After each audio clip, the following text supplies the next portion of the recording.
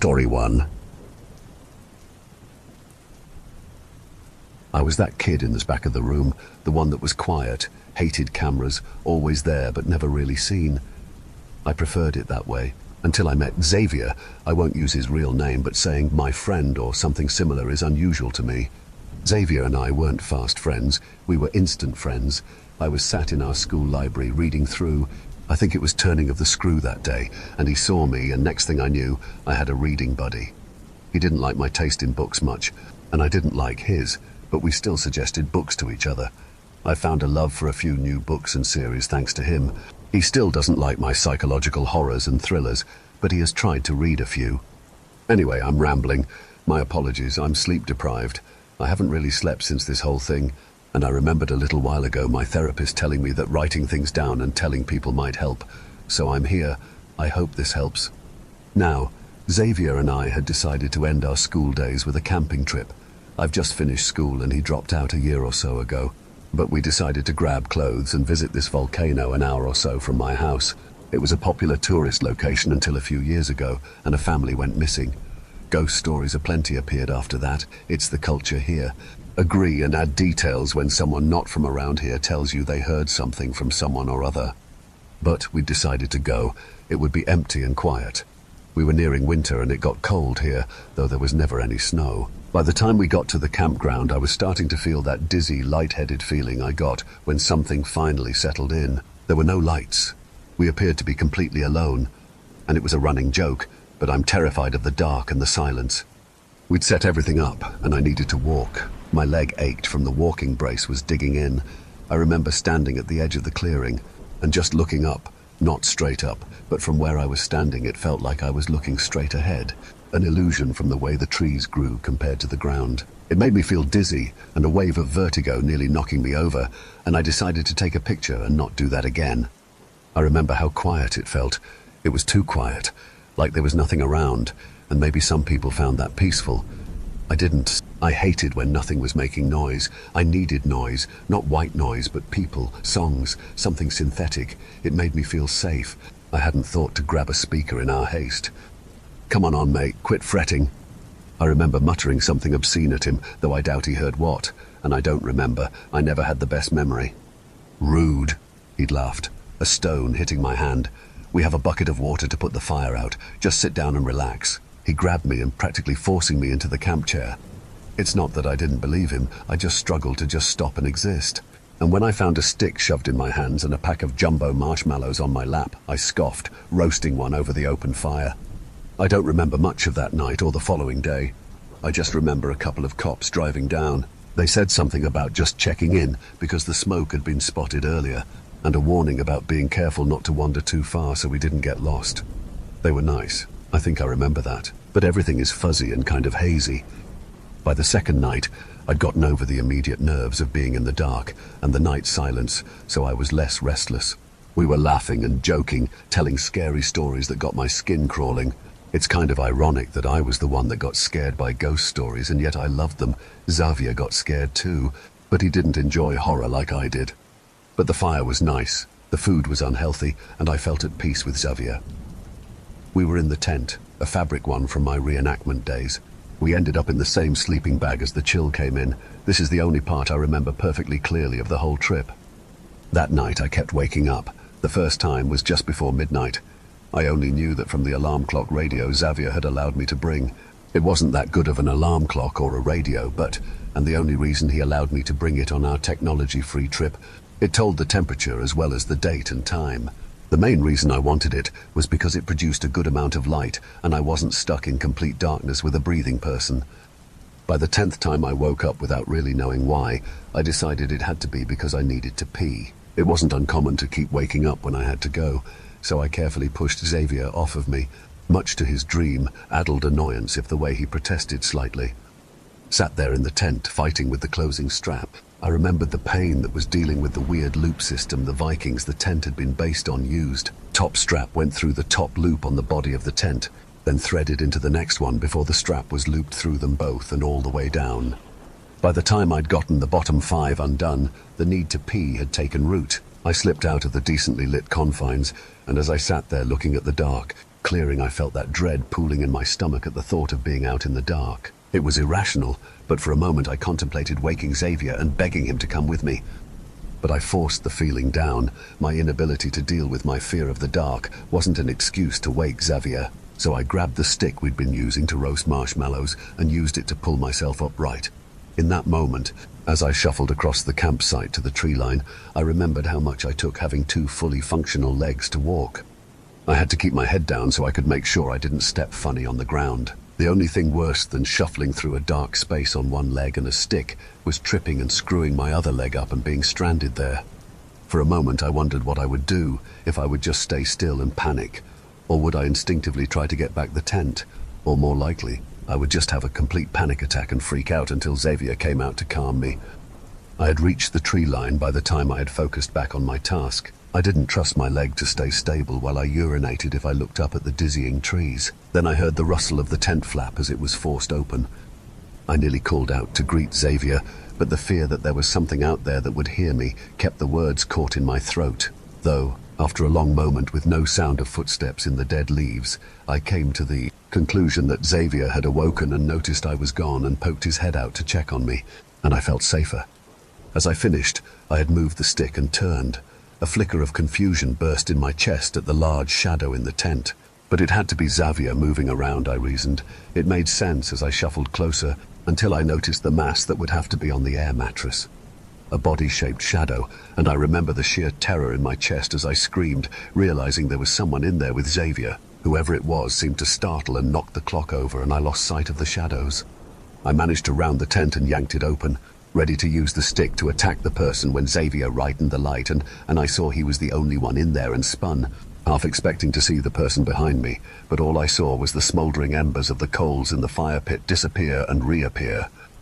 Xavier had gently grabbed my arm, murmuring something that was probably supposed to be comforting or maybe coaxing, but over the roar of adrenaline and my racing heartbeat, he might as well have been signing at me. I stood there, just watching the clearing for a long few moments before Xavier managed to coax me into the tent.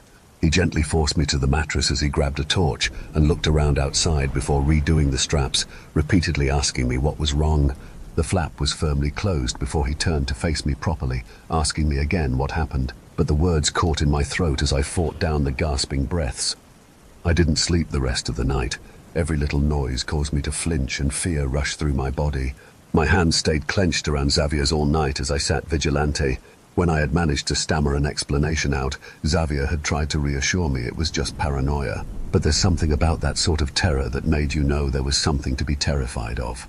The next day I had been more quiet, unable to stop watching the trees. Xavier had started whistling or humming. To fill the void, he'd explained when I asked why. I started doing it too. It was a balm to my frayed nerves. We'd gone on a walk, ate lunch, and just lay around the fire talking about nothing and everything. But as the night started crawling across the sky, the lump in my stomach appeared, and I felt that growing dread. We stayed up later that night. I don't think Xavier was all that comfortable with me after the night before. It was early morning by the time he decided that we should get some sleep. We curled up and I was struggling to sleep, still unnerved out of my skin, but I had managed to. The clock had read about 4:19 the last time I checked it before I fell asleep. At least Xavier agreed that something was wrong that morning. Now, I've never been a sleepwalker, maybe a bit of a chatterbox, but I never got up and wandered around, not without someone coaxing me about. And after my leg, I was most definitely not going to get up and walk around while I was asleep. Xavier woke me that morning, and the sun was high. It was strange for me to sleep so late, but then again, just over 24 hours awake would take their toll. It was only after I reasoned that I became of the one problem with the light sky. I wasn't in the tent. Don't! I had never heard that tone from Xavier before, and it was then that I came to the sinking realization that he wasn't as loud as he should have been, but there was bark digging in my shoulder, and as the pins and needles spread up my leg, I looked down. I don't like heights. It's not that I'm afraid of them. I'm afraid of not having something solid under my feet. And as I looked down and saw Xavier beneath me, the ground so far, I let out the most pathetic of noises. It took half an hour before I was able to calm myself enough to look around without wanting to vomit. I was perched on a stable and large branch a good 10 to 15 meters off the ground, so a small part of me felt better knowing that I was only going to fall if I moved. but my leg was cramping as it dangled beneath me, and I knew that if I left it like that I could screw up the circulation. But I had no idea where my center of balance was. I had no idea how far I could lean or shift without risking falling down. I had decided to just pull and hold my leg up so it was still over the edge of the branch, as to not change my balance all that much. Xavier had spent the time trying to not only figure out how I got up there, but how I was supposed to get down. Apparently he couldn't see how I climbed up. There were no other branches. I was sat on the second lowest, with the next on the other side of the tree, not that far beneath me, but it was also a hollow, dead branch that would have shattered under my weight if I had used it. Xavier had found that out when he tried to make a makeshift ladder with it. The rope tied securely, and the moment he tried to pull himself up, it creaked before slamming into the ground. I would be lying if that hadn't got my heart racing again. I just kept wondering how long before the branch I was on broke. Even with Xavier laughing it off and telling me it was hollow and long dead and I was sat on a healthy branch, I couldn't fight the panic. But I had managed to catch the rope as Xavier decided to throw it towards me instead. I had managed to tie it there, but no knot would ever be strong enough for me to trust my weight on, even with the much lighter frame I had for my height and age. But Xavier had started to climb up and was about halfway up, and there was no creaking. But he'd gone back down to stretch his hands and rub some of the dirt into his palms for extra grip. Have you ever dislocated your shoulder? It's a searing pain. It feels like you're about to rip your arm off, especially when you're holding onto a rope swinging around. I don't remember falling. I don't even remember grabbing the rope to stop my plummet to the ground. I just remember the searing pain in my shoulder as I latched onto and was swinging under it. I remember the pain of the rope ripping my skin as I fell to the ground. Xavier had grabbed my legs to stop me falling harshly on them. Xavier had helped me clean my hands, neither of us talking about the tree. I still don't know what happened to put me up there, and I don't think I want to. We had debated using the pager the two police had left with us so we could contact them, asking them to come pick us up or bring us something for my hands and shoulder. But after a search, we could remember where we placed it, so we didn't. It had been relocated. I think I remember sobbing and begging, then just not feeling anything until my throat burned with acid. I don't think I did it. Xavier might have, but I can't ask him at the moment. There's a lot I don't know, a lot I want to ask him. Unfortunately, at the moment, Xavier is unable to answer them. No one can, but that's not important at the moment. I remember being curled up at Xavier's feet, like a dog, most people said when they saw me do it. His hand was in my hair as we both just stayed silent, watching the crackling fire. We cooked kangaroo, I believe. I just remember struggling to chew it, both because my jaw felt like it was glued, and my throat burned and my stomach refused to settle. Xavier had practically forced a diced tomato into me, murmuring about how I had to eat something, or I would make myself sicker. That night, neither of us were able to sleep.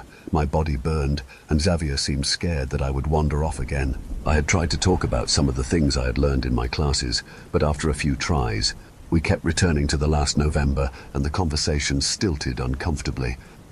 Had we fallen asleep, we would have missed the faint noise of dry leaves shifting around, footsteps that seemed to echo louder, circling the tent. Xavier had glanced at the clock that left everything inside faintly visible. I had understood his silent question, and despite my nerves, the terror that gripped me at the thought of not knowing what was there, I went to grab the clock before deciding that I would just knock the crate over and make sure it landed face down. We were in darkness, and I forced my breathing to stay slow as the footsteps seemed to stay closer. I pictured the tent being pressed on as if someone was running their hand along it. Xavier hadn't been drowned in terror and had grabbed the stick that I'd been using as a makeshift walking stick when we weren't roasting marshmallows, and he'd carefully undid one side of the flap. I wanted to stop him, but I remained frozen, eyes locked to the small black gap. I could still see the coals, and the moon was full, so it wasn't that dark. But as the footsteps rounded the corner, I waited and watched. For a moment I thought of a person appearing, but no one did. It was as if they vanished the moment they got to the gap. But I could still hear them, could hear their breaths as they should have stood just outside the gap. Xavier seemed to have the same thought as he suddenly stabbed the stick out. There was no noise, no nothing. It just went through empty space. I might not have the best memory, but I know that for a second it seemed to get caught before it kept going. It looked as if something had been hit, but vanished immediately afterwards, and the stick kept going. He pulled it back in, and after a second he grabbed the clock and pointed it out. I never really understood why Xavier had always gotten frustrated when he came over and stayed the night in my room, complaining about my alarm clock. But seeing its pathetically small face light up all of the clearing in its path, I realized just how bright it was. There was nothing, and as Xavier stepped out, I had pressed a knife into his hand, the largest one I could find that wasn't the butcher's knife I had brought for preparing meat. That one I kept hold of as I took the stick and pulled myself to my feet to follow Xavier. We looked around, nothing seemed out of place. But my leg felt awkward, so I'd looked down and tried to make sure it was twisted or twisted funny. It had fallen numb, so it wouldn't have been strange to see that I had accidentally stood on the outside of my foot instead of the bottom. But it wasn't my foot that caught my attention. It wasn't the weird ache that made my hand clench on Xavier's elbow.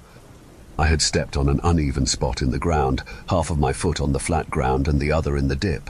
But it wasn't a dip, or a rock. We'd chosen this spot because there was perfectly flat ground leading to the fire, and as Xavier tilted the clock down, we became aware that it was a footprint, deep, large footprints that seemed to circle our tent and vanish. Xavier had grabbed me and dragged me back into the tent. It jarred my leg. The next thing I remember was Xavier forcing water down my throat. He'd pushed our ice cooler in front of the entrance flap and the clock was pointed, was carefully suspended above us. "It means we cane see without giving our locations away," Xavier explained at I'm sure my confused look. "Just drink. You passed out. I'm not sure if it was shock or your leg, but you need to drink," Xavier continued, helping me sit up. That night was a rush of silent and careful packing. Xavier agreed that we wouldn't be staying the rest of this planned trip. We had waited for the sun to properly rise before I focused on drenching the coals from our fire and cleaning up all our cooking stuff. We'd been good about using our rubbish box, so that wasn't a problem. But as I found myself studying the prints in the ground, they seemed to be wrong. They were too long for feet, too thin for a person that had to be either really tall or had unusually big feet. There were some weird points on them too, points that seemed familiar and yet I couldn't place them. It wasn't even noon before we were driving out, the trees following our ascent up the large hill that used to hold the lava in when the place was an active volcano, which it hadn't been for hundreds of years. But as we rose higher and higher, then down the other side, other than the motion sickness that hit me like a wave, it seemed like everything was starting to freeze, as if while in the mouth we had felt the heat of lava. I remember grabbing a blanket and wrapping it around my shoulders. Xavier had said it was probably just the motion sickness. But my fingers had been blue, or at least they looked like they had tinged blue. But by the time I had managed to stutter out a plea for Xavier to look through chattering teeth, they had gone back to normal. They ached when I flexed them, but they were fine. I didn't feel fine. Xavier handed me a hot pocket, told me to just hold on to it. "Your hands are scraped raw. It's probably just that," Xavier had said, though there was something about the way his voice shifted that told me he didn't completely believe his own words. Once we'd gotten a good bit away from the campground, we pulled over and tried to come up with a plan. I couldn't focus on anything but that ache in my body. "I could go for some chocolate, a hot chocolate," I said pathetically. I wasn't even sure why. But I did remember that there was this place nearby that made some of the best chocolate and hot chocolates I had ever had. "They'll probably have cell service too," Xavier agreed, but he didn't immediately begin to drive again. Instead, he was watching me, and when I glanced at him, he glanced down at my leg. It took a second before remembering the brace I was still wearing, and after a short fight with it, we began driving. I don't remember the drive or ordering my hot chocolate. I just remember sitting at one of the benches at the tables placed around the eating area. I didn't really drink my hot chocolate. I just held the warm cup and let it soothe my hands as Xavier ignored his own drink to frantically search for something online. Then we were on the road again, going somewhere I couldn't remember being the name of, if I had even been told or decided together. I just watched the trees pass as we drove, flexing my legs and hands as I focused on keeping true feeling in them. But as we drove, the sun dipping beneath the horizon, the dread of night started coming back, and as the ute started going faster, hitting the speed limit then surely passing it, I knew Xavier was just as uncomfortable. I had started looking for hotels or motels near us, but in the middle of nowhere, with only the occasional building of the vast tiny town we drove through, there was nowhere. "Just keep driving, I'll take a nap and we'll swap," I had suggested, and Xavier didn't argue. It was all the more obvious Xavier was uncomfortable with the thought of stopping. I'm not sure when Xavier had started shoving me until I woke up. I had prepared to swap with him, only to notice the sun starting to rise as the sky turned a deep orange. I was surprised, and maybe a little annoyed that Xavier had forced himself to drive through the night. It was dangerous and idiotic, and I had told him so, but we swapped places and he was out quickly in the passenger seat. I'm not a bad driver, but I'm cautious and scared, and I hate driving, hate being responsible for a nearly 2.5-ton chunk of pure metal. I also constantly drifted left and right. I could never be too close to the lines. The outer ones gave me the uncontrollable thought that I was going to be jolted to the side and off the road. The inner lines had a similar effect, but there was something infinity more terrifying about swerving into another car. But I kept focusing on the breathing exercises my therapist gave me and just kept driving. After a few long moments, I had the sudden realization. I was driving and my therapist told me that I had finally faced my problem with cars. When Xavier woke and saw how far I had gotten us, he'd be proud. Or maybe it would be more about how long I could keep driving. In either case, I kept driving. The thought of Xavier waking and seeing how well I'd done fueled me. But the longer I sat there driving, the more numb my leg became. My hands ached from clenching on the wheel. It wasn't a panic attack. Not quite. But it was close, or maybe it was because as my leg grew numb, I stopped being able to properly tell how hard I was pressing the accelerator, pressing harder and harder so I could feel the pressure. Xavier woke with a start, blinking in surprise as he asked what was wrong. "Mate, why are we going so fast?" he demanded, grabbing his handle. I ended up slamming on the brakes. The ute lurched forward and I sucked in a deep breath. "Sorry," I choked out. Xavier had looked at me, a look of pity on his face before he sighed. "It's okay." "It's been what?" He'd looked out the window at the sky. "At least a good few hours. You did really well, mate," he'd told me, and we'd swapped back. It was a few hours later when I came to the realization that it seemed to be unusually empty.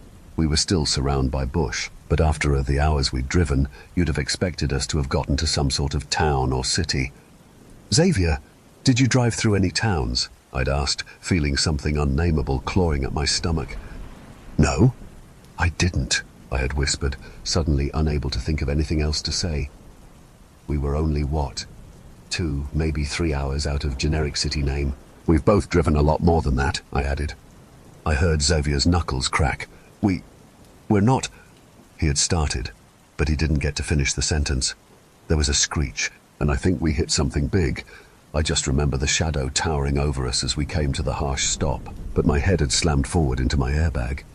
I'm not sure what happened. I feel like I'm writing that a lot, but admitting to not knowing is supposedly meant to help process. But anyway, I have these small snippets, a burn, an ache, then blessed cold, the stench of something wet, then just earth. Then all I could smell was smoke and I jolted up.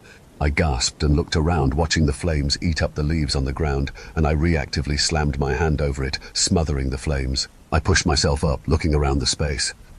Cold dread filled me as I recognized the camping ground. I looked around and found Xavier not that far from me. His nose appeared to be broken, but he was breathing. I don't remember how I got beside him or when he woke up, but he winced and grabbed his eye, and when he opened it, I had forced him to close it. There was glass in his eye, and I didn't want him to blind himself. I tore my pant leg and wrapped it around his eye to try and keep it all stable. I remember looking around, noting faintly the amount of feathers everywhere and the strange footsteps again. After a long moment, I grabbed Xavier and helped him to his feet, and we stumbled along. I vaguely remembered the road out of the grounds, pulling Xavier along it. But as the night closed in, the fog rolled in, and as we neared the top of the hill, it grew so thick I couldn't see my feet. I could barely see Xavier beside me, but I kept a tight grip on him as we moved. It was only after we reached the ridge that I remembered my mother's warning about making sure that if someone had a bleeding head wound, not to move them, keep them sat or laying down, but it was too late for that. As we stumbled along, my foot hit something and I froze. It skirted away, but it was metallic, and I carefully felt for it and used my foot to pull it back. As my hands curled around it, I froze. The button formatting, the tiny screen, the pager thing the police gave us, I murmured, bringing it to my face. I fumbled with it. Xavier was the one told how to use. I had been hiding away from them. A mix of social anxiety and a hatred for the way I looked left me uncomfortable, especially with people, but I managed to hit some combination of buttons that turned it on. I struggled to write out help, trying to get my head around using a keypad to make words. I had managed to get it, after nearly 6 tries and multiple mistypes, but after I had done it, I had that feeling that we'd stopped too long and needed to keep moving. The thing about the outback, there were birds and insects and other creatures day and night. I tuned them out constantly. They were a distraction to what might be sneaking around, but as I stumbled along, the call of birds was deafening loud, like they had lost something and wanted it back. It sounded like it was behind us, coming from the deep hole of the volcano and out. Wings flapped, and I felt a wave of horror. People always said, while in nature, if everything went silent, there was danger. If all the birds suddenly fled, taking flight, there was something big and dangerous coming.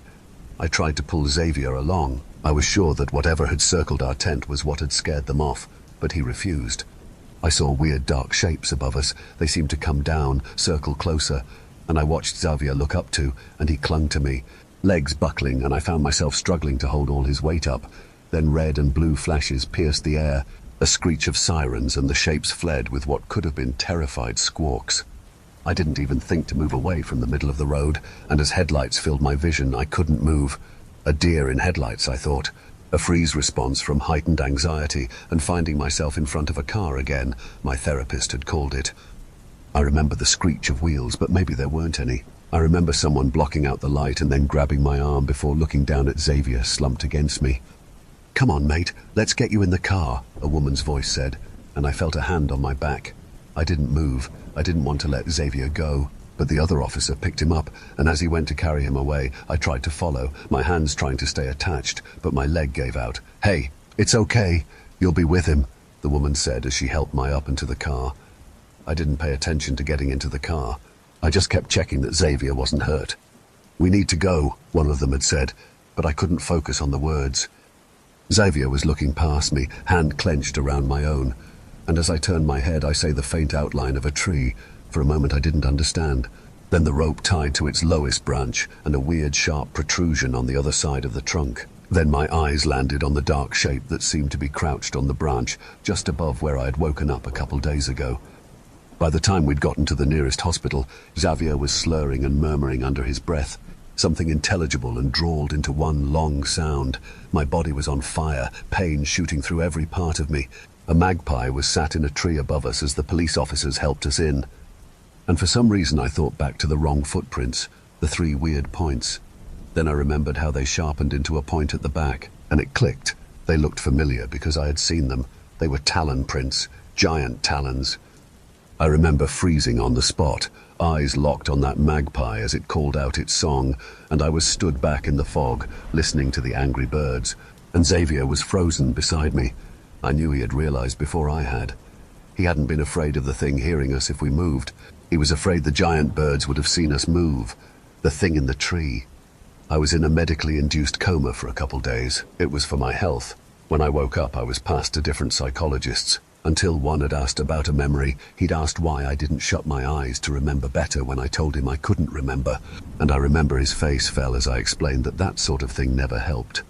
I was rushed into a lot more tests, and afterwards I had multiple police stood in my room, the 2 that had brought me and Xavier back, and a handful of others, a collection of psychologists and the doctor who was my primary attendant.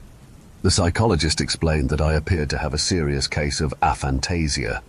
That was a couple hours ago, and I can't stop hearing his words, his explanation. My therapist had been told apparently. She didn't believe. Even with all the evidence that was apparently given, she said I had seen things that weren't real too much for that. It's terrifying to know that I am unable to voluntarily picture things. I have no visual imagination, that I don't remember my dreams because my brain is unable to latch onto images it creates itself. That most of my memory problems is because I am unable to properly recall visual stimuli. But I think the most terrifying thing is that I still remember most of what happened. I remember the giant bird tracks and the giant bird in the tree. I remember them. And it's terrifying to understand that implication. Now we're all waiting for Xavier to wake and explain what he's sure happened. And I want to know how he figured out the birds before me. Story 2. I come bearing great news. Incredible news. A gift that one could only dream of. A family of love that you've never known before is coming to you, right to your door. In the dead of night they'll march, their bare feet stomping through mud and dirt, through bramble and thorns, through sticks and stones until they find you and set you free. It is their devotion, it is their love, the love of the horse god. He came for me at midnight. They all did. I heard the drums before I heard his mighty hooves crunching down the old dirt road. a sharp rhythmic thumping that cracked the frozen night air to grace my sleeping ears. Its beat matched my heart as I shot up in sweat and fear. The thump! The thump! My wife stirred beside me, and in her I sensed fear too. Such an inorganic sound in a place so far on the outskirts of civilization. She asked what it was, but I had no answer for her, so together we listened a moment longer. The thump! The thump! They continued through the night, unceasing and never faltering in their ethereal tempo. A horse's gallop, I remember thinking. They sounded like a horse's gallop. A gallop that was drawing closer. I was still scared at this point, my eyes not yet open to the truth, so I jumped from my bed and moved out into the hall, the music of the night scoring my steps as I crept down moonlit corridors. I made it to the front window of my home and peered into the abyss, horrified by what I saw. Marching down the old dirt road in the moon's cursed milk light, their heads and bodies barely peaked above the brittle wheat fields. A procession of pale figures approached, their forms moving grotesquely to the beat of the drums they pounded. They jerked and writhed in unnatural ways, halfway between a seizure and something graceful, like a bounding deer. A dance, an ancient parade that, in that moment, I could scarcely understand. They were all nude, lathered in mud with sticks tangled in their hair. From the dull light, I could see little of their flesh otherwise, but in their bare condition, I imagined rotted cuts and infected bruises all over their hands and feet. Their faces were the worst, however, a sight that I could spy even through the darkness and the fear blurring my vision. At first I thought they were hybrids, some sick blend of man and animal, but that wasn't the case. They only wore skins. Hastily scraped pelts tugged taut over their visages, some torn crudely so that I could still make out the human beneath, others so perfectly preserved that it almost seemed a part of them. Several, between their dances, crawled on all fours or bounded along like a wounded hare. Combined with the primal, chilling hammering of the drums, it gave them a wildness that was inhuman, otherworldly. They seemed to almost shift beneath their animal cloaks, becoming the beasts they were mocking for moments at a time as they howled and cackled with delight. The thump! The thump! Still they were human. Beneath it all, I knew they were nothing more than flesh and bone like me. I could not say the same for the being in the middle of the pack. It towered over the others, and instead of being animalistic in form, it simply was an animal. A horse. It steadily trotted along with its dancers, an elegant stillness to it compared to the others. Its head did not stray from a determined gaze forward. Its body did not jerk or jostle as would match the ocean of bodies around it. It simply marched on with grave purpose and strength, the sun that all the humans gravitated around. This did not mean it was normal, however. A horse's body it may have had, but it was far from the simple-minded creature of this earth. Even from so far away, and only by its dark silhouette did I feel it. A numbing, washing dread that shivered through me as I stood paralyzed in that window. Its body was equine, but its movement was not. The creature marched with a gait that was not horse nor human. It'd lift a leg high at a perfect square angle, then snap it out straight ahead, parallel to the ground. After that, it fell back to the earth, lugging its body forward as its opposite limbs followed suit. It was uncanny, nightmarish, like a vision you would only see through the lens of a dream. It was hardly anything compared to what I could see from its head, however. I could barely make out a swollen skull, long like a horse but not narrow. It jutted out like a man's, 3 times the size of a normal one. Instead of the long run of a snout from forehead to lips that a steed would usually have, its own nose bumped off its brow, then ran long down its face before jutting up at its tip like the fin of a shark. Beneath it, its lips flapped and whinnied. The corners of the mouth stretched all the way to its jawbones.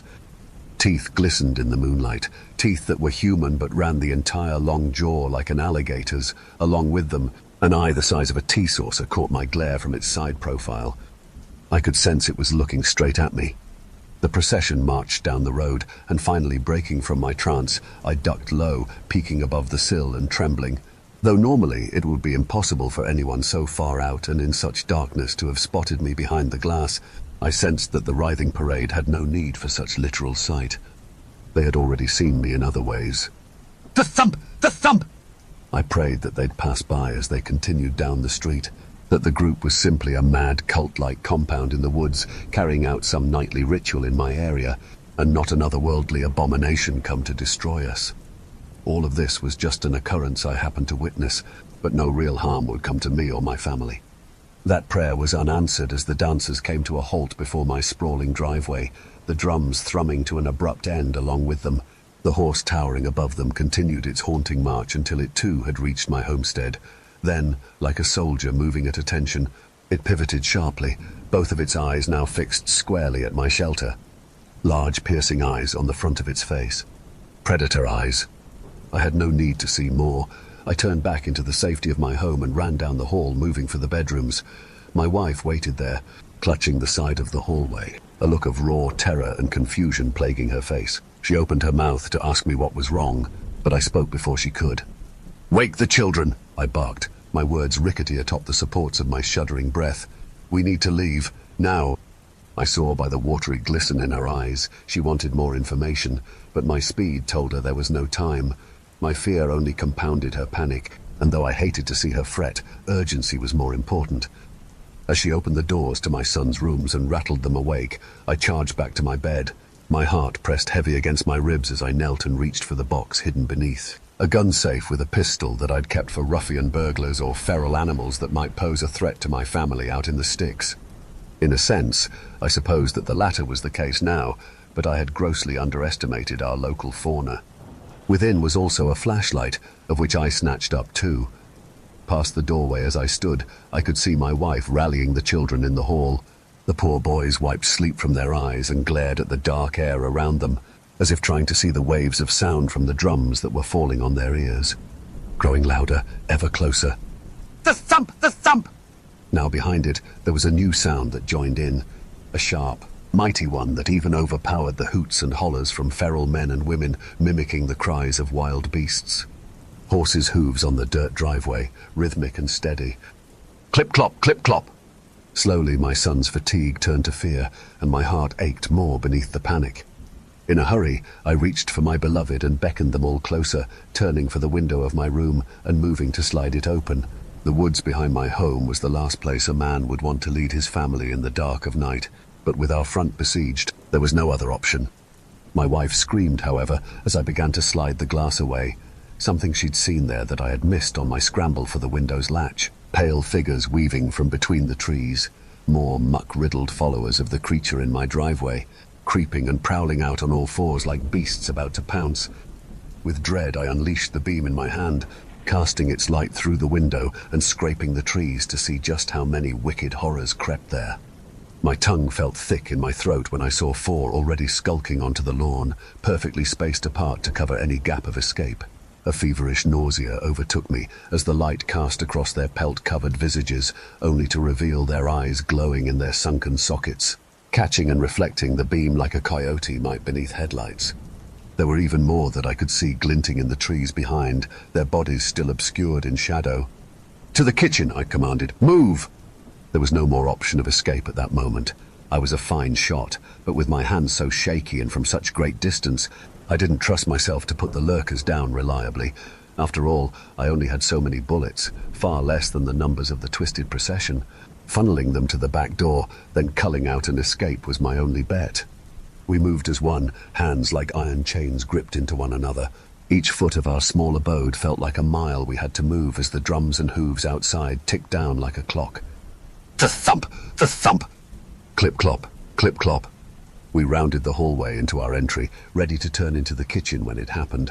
A heavy force seemed to set upon my shoulders, and when I blinked, I was no longer shivering in the dark of my home. I was in a field, vast and brilliant, golden grass swaying beneath a gentle breeze, casting waves over its surface like an ocean.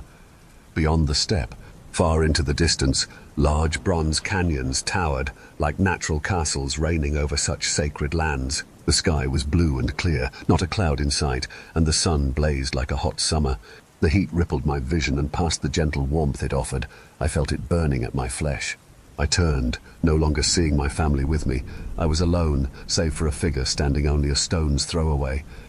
It was a steed, a black stallion, its shiny coat glistening with sweat beneath the sweltering sun. Its hind was turned toward me, tail flicking away flies that pestered and persisted around its skin, several flies. Too many flies. They buzzed through the air relentlessly, their humming the only sound I could hear other than the breeze and the horses eating.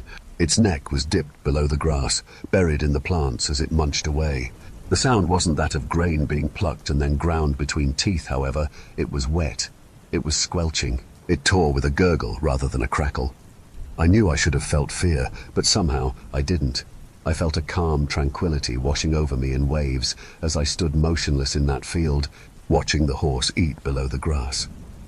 In the distance, I swore I could hear something ringing over the mountaintops, glass shattering or a faint scream, but they morphed into rolling thunder and a bird's call in my mind.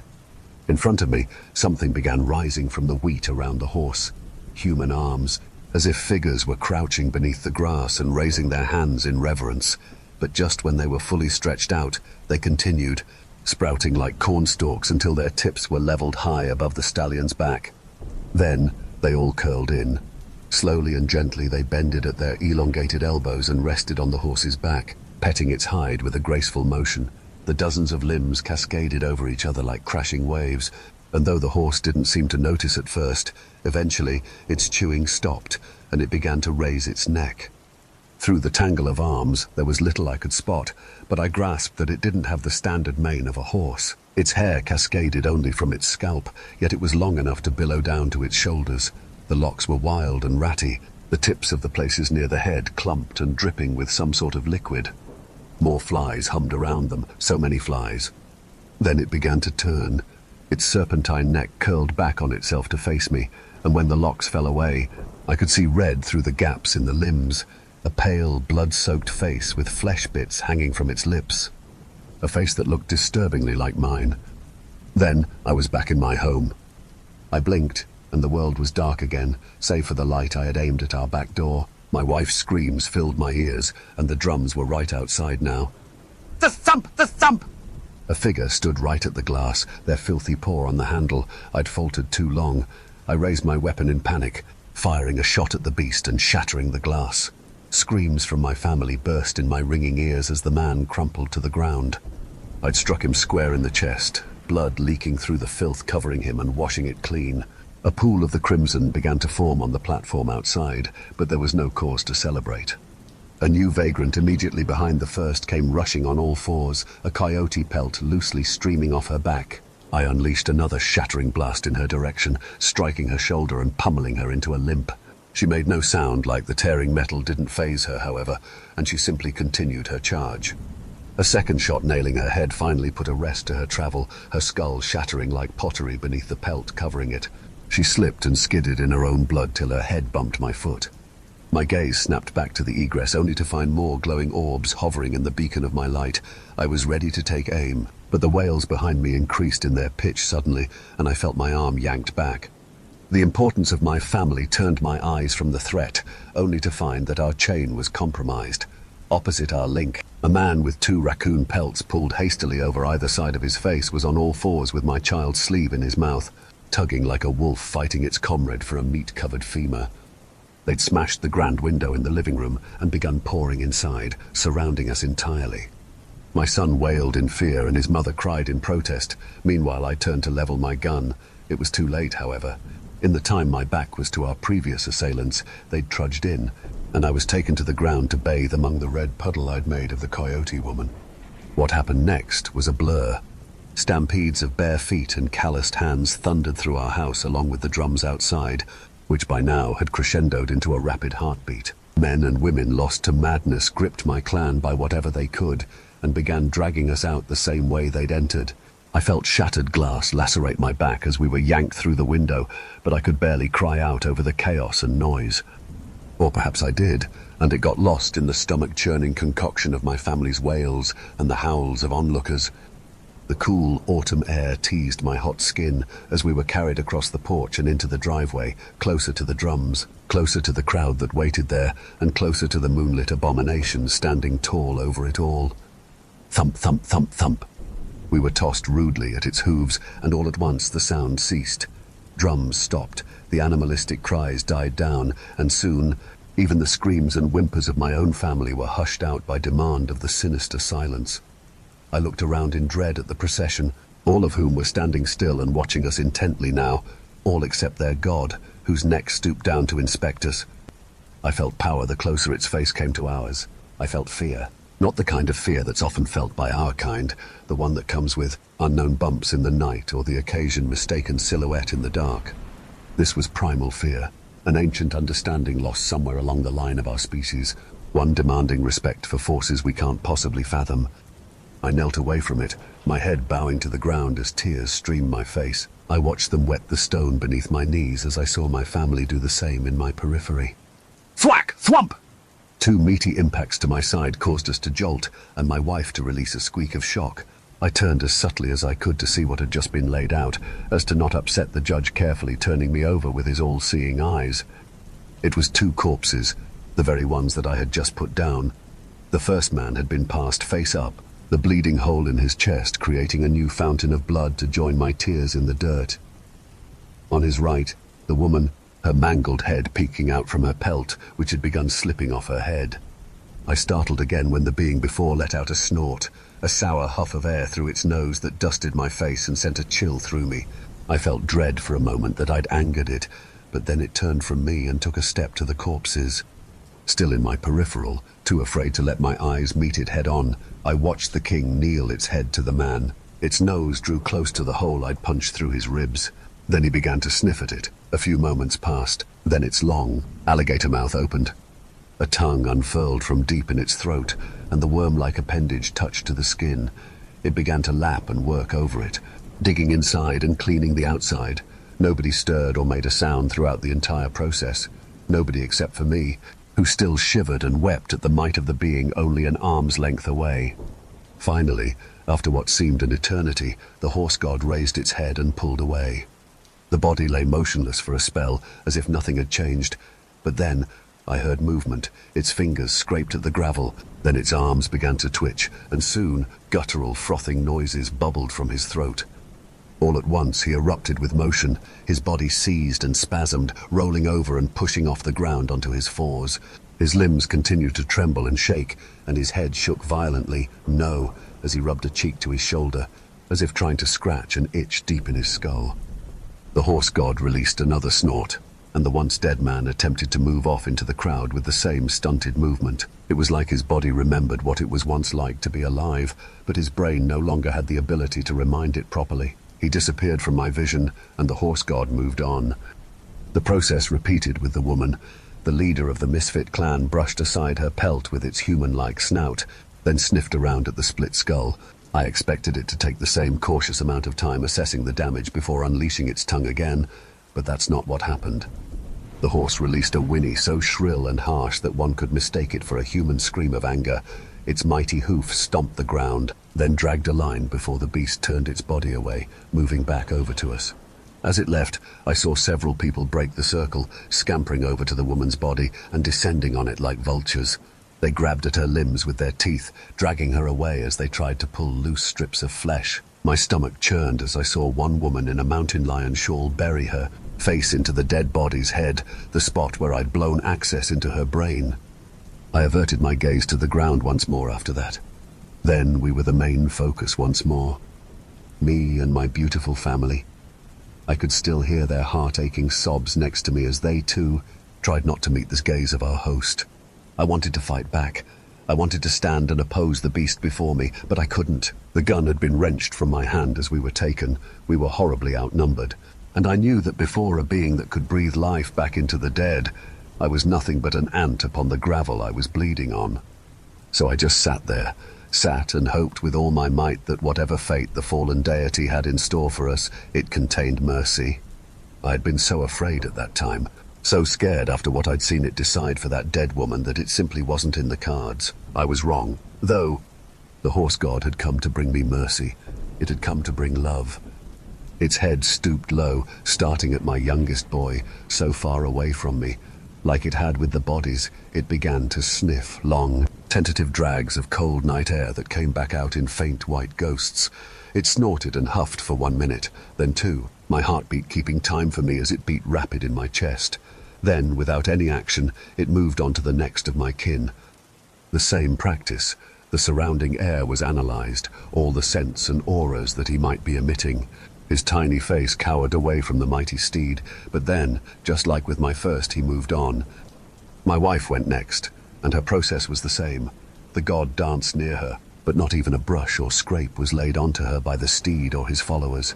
For a brief moment, as I trembled in the cold, I allowed myself to believe we were safe.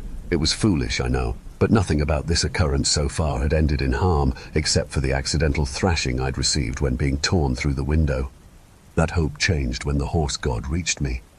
His snout jutted for me, and I bowed lower to the ground to hide my face, the sweat on my brow sticking gravel dust to my forehead. I stared at the soil, but my eyes clamped tightly shut when the being immediately differed in its rhythm.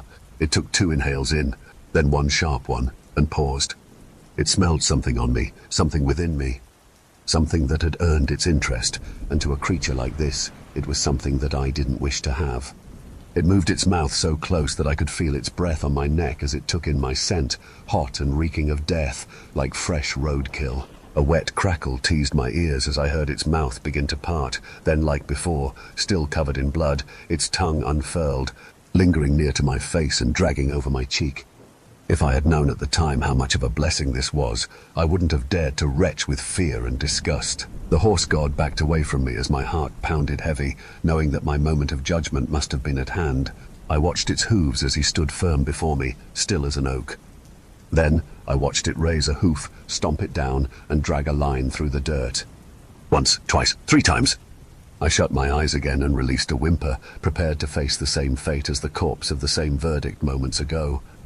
What happened was not that, however. I heard hollers and howls like before, yes, but the steps did not come for me. I heard my family scream out as animal hordes descended on them. Horrible, vile screams. Screams that would make one weep even if they weren't the tortured wails of ones you loved. I was too shocked to breathe, and my head began to turn slowly in utter denial. My peripheral barely met the bottom half of my wife as she was pinned over beside me, a body holding her down while her legs thrashed and kicked against the driveway. Before her choked gurgles could rend my heart from my chest, I saw a large, pale cheek block my view, a split of perfect human teeth running along it like a path, and a nose twisting off the muzzle. Presiding over all, however, was the small sliver I caught of an eye the size of a tea saucer, bloodshot and human up until its needle-thin pupil. The horse god nuzzled my sight away from the scene and guided me back to the ground, and then its lips parted. From deep within its throat, I heard rumbles and hisses. I think I soiled myself from fear, unsure of what my own fate was to be, but then I realized what the sounds were. My shivering stopped, the air stood still, and the scream and cackles around me went silent. Ancient whispers began to seep into my mind, secrets from the being that a mere man like me could not possibly have imagined, truths long lost to time, so world-shattering and life-changing that any suffering or fear I felt in that instance fizzled to dust. The horse god raised a hoof and let it hover, then my vision switched in a flash. I was back in the field of golden wheat, the whole sky now a bright blood red beneath a setting sun. The horse that was me stood within a tall arch of hands, pale arms like cornstalks wrapped and bound together like knotted ivy. More rose from around me, but all slithered toward their joint brothers before finding a place they belonged. They wriggled themselves into a position among the organic passage, while meanwhile on the horizon, the canyons had changed. Now I saw upon the plateau cities of all kinds, ancient Greek temples and Roman colosseums. There were towns of wood and straw contrasting cities of brick and mortar towering high toward the heavens. No matter how gargantuan or mighty the structures might be, they all were painted with the same fate.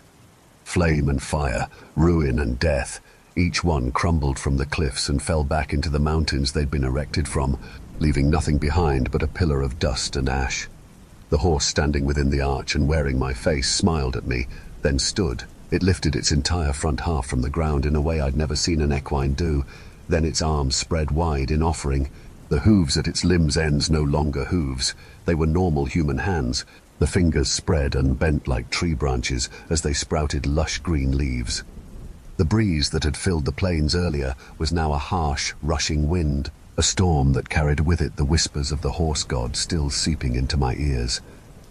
I let the words wash over me, wringing each piece of ancient knowledge that I could in an attempt to even slightly comprehend the might standing before me.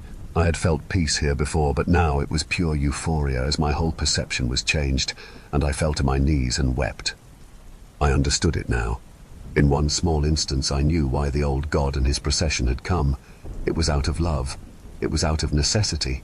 It was to offer a chance to those who are worthy, that they might live the way that we are supposed to, the way we forgot.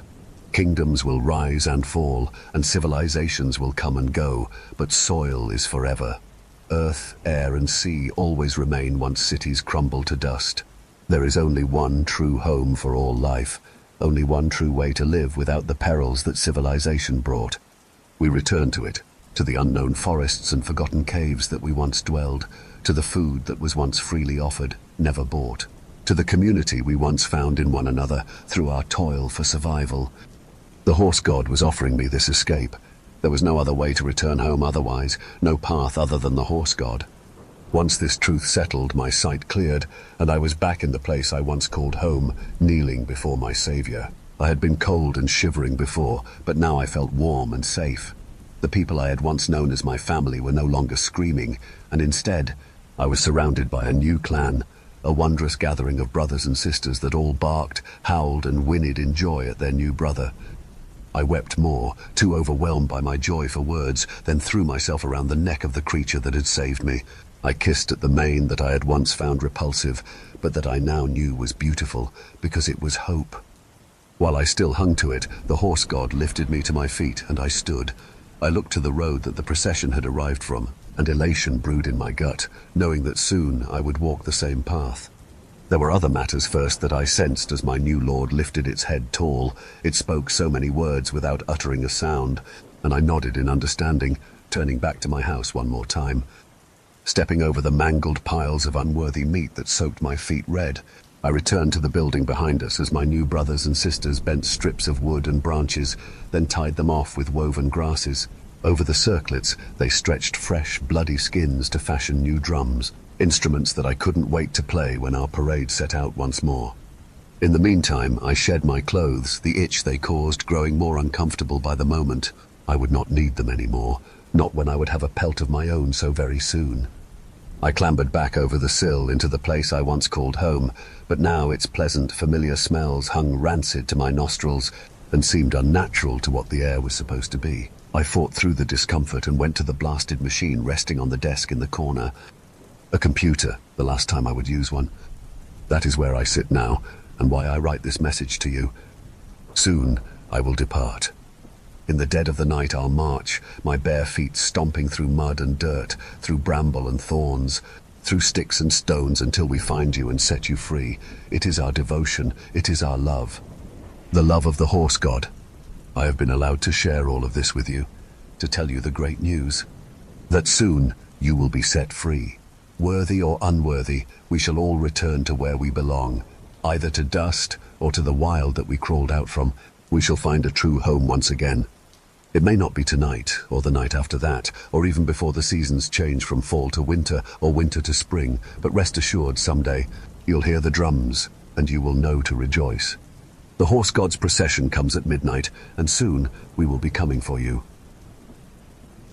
Story 3. An act I learned as a child, to hold my breath if I'm in a car that is cruising past a cemetery. I don't remember who told me, but I remember it was something my friends and I would follow religiously as children, no matter who was driving or where we were going. And if the windows in the car were down, it would be mass panic to roll them all up before those wheels crested the front of the cemetery. Back then they were the manual crank windows, the ones that took all of my scrawny kid's strength to get closed. But in those moments, they always managed to close in the nick of time. I'm not sure any of us knew why we were doing it. I certainly didn't. Regardless, it's a practice I've kept up even though my 30th birthday is right around the corner. It wasn't like I had big plans for my birthday, but it would have been nice to be able to celebrate it. I remember making the concrete decision when I got my own license that I would keep playing the game for nothing, if not for myself. Sometimes the practice seems silly to acknowledge, but my mindset has always been, I'd rather be safe than sorry. If other people are in the car, I'm discreet about it, much less fanfare than when I was a kid, just one large inhale as the tires continue to glide on the road. I casually roll the windows up like it's no big deal, maybe like I saw a bug I didn't want to crawl inside the car. But it isn't always feasible to hold your breath in time. I don't always see the cemetery until I'm smack in the middle of it. I immediately stop breathing when I realize what I'm driving by, but at that point it already feels too late. Until 2 days ago. I didn't know the consequences. Now I do. It's because I moved to a new town that all of this happened. I didn't know that the back roads that led to the craft store would contain so many cemeteries. It was in my nature to simply avoid these types of roads, to take the highway even if there was more traffic. I was alone on my way to pick up supplies for one of my many craft projects. I should have turned the car around when I saw the road that I was going to be on for 7 miles contained nothing but curvy, grassy, open space. It wasn't like there was anyone else in the car to question my actions. I should have known as I made my way down the winding road there would be multiple cemeteries, but I told myself not to be ridiculous. A kid's game should not keep me from driving down the fastest route to somewhere. My other mistake was leaving my windows open. At this point, it was an act of defiance. I knew there would be cemeteries, but refused to acknowledge them before they arrived. Granted, these days windows went up much faster with electronics, but apparently not fast enough. I didn't even know anything was wrong until the next day. I woke up groggy, wiping the sleep from my eyes as I stumbled down the hall to the bathroom. My eyes were bulging and bloodshot as if something had been pressing on the inside of my skull, trying to get out through my eyes. A thin trickle of dried blood from sometime in the night caked itself onto my neck. I followed the line back up to my right ear, as if something had been trying to force itself out that way. My nose was swollen, and the skin of my face was hot to the touch, as if fighting off some kind of infection. But before I go any further, I need to get back to the crux of it, the actual event. So like I said, I was driving on an unfamiliar road with that familiar itch creeping up my back, the one that told me there would be a cemetery around every corner. The reason I didn't see it right away was because my phone distracted me, and before you sneer at me, I know I shouldn't be looking at my phone when I drive, but I just happened to be waiting for an important work update. The ironic thing was, it wasn't even the update I was waiting for. It was my sister in a crisis. She's always in a crisis, but usually her crises don't impact me as much as this. They usually don't transfer over like a curse waiting to impregnate the next person. I clicked on the text to see a wall of blue with lots of exclamation points and angry face emojis. This is the reason I didn't realize my little red car had passed over the plane. I wasn't even reading the text. I closed out of the green message app almost immediately. I just wanted to make sure it wasn't something dire, something that actually needed to be taken care of at that moment. It's hard for me to describe to you the surge of fear that traveled down my back when I glanced back at the road. Of course, I stopped breathing immediately. Yes, I pulled up on all 4 window buttons as soon as my fingers unlatched from the wheel. It was over in mere seconds. One moment I was in the middle of driving by a cemetery, and in the next the moment passed. The sun blazed into the car and started cooking everything within now that it had no way to escape. Even though the moment was over, I didn't want to roll the windows back down, as if I could gain favor from the ghosts if I just kept following the rules. But obviously I had to take in a breath at some point and blow it out in the next. I continued to breathe and cook in the car, my air conditioning temporarily broken. I had all the tools to replace my blower motor, the part that shit the bed last week, but since it was a nice day, I figured it could wait. So that's the reason for the sweat trickling down my back.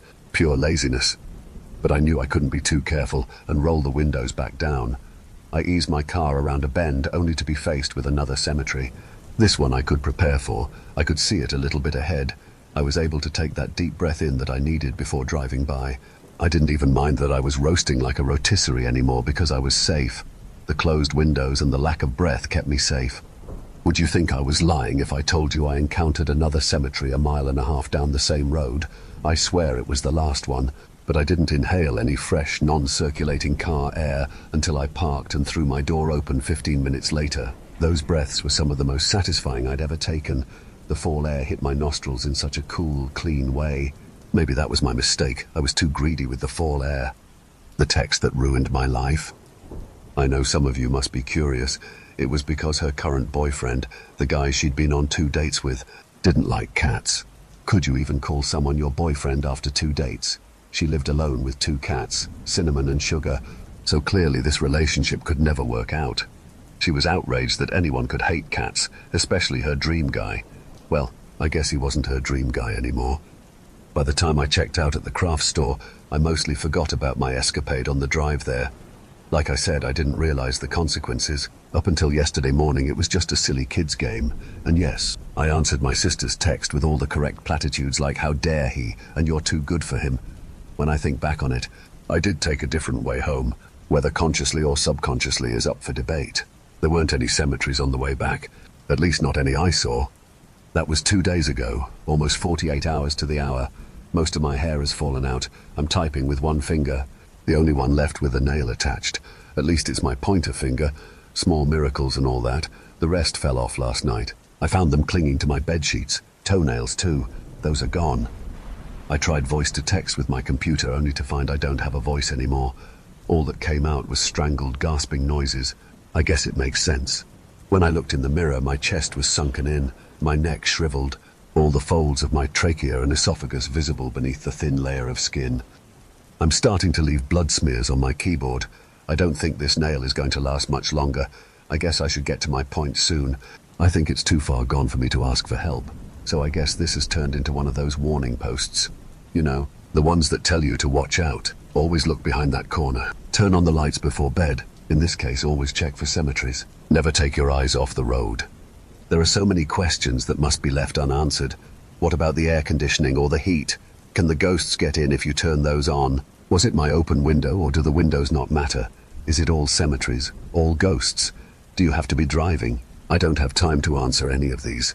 I'm already infected, possessed, haunted, or whatever this is. You can test all these theories if you want. I'm not sure I recommend it. Another tooth tumbled out of my mouth a moment ago. I think I only have 2 left now. It's hard to keep my jaw closed. I'm trying to prevent the blood from trickling out. It's not working. The keyboard is slick now. My breaths are shallower. It's like I can't catch my breath. A bit ironic, as if the ghosts are still stealing the air from my lungs, like I'm still driving past that cemetery. I think I only have a few more moments left, just enough to post this. I wonder what my family will think when I don't answer their calls. I wonder how long it will take them to find my body. I wonder if I will have a body to leave behind at all.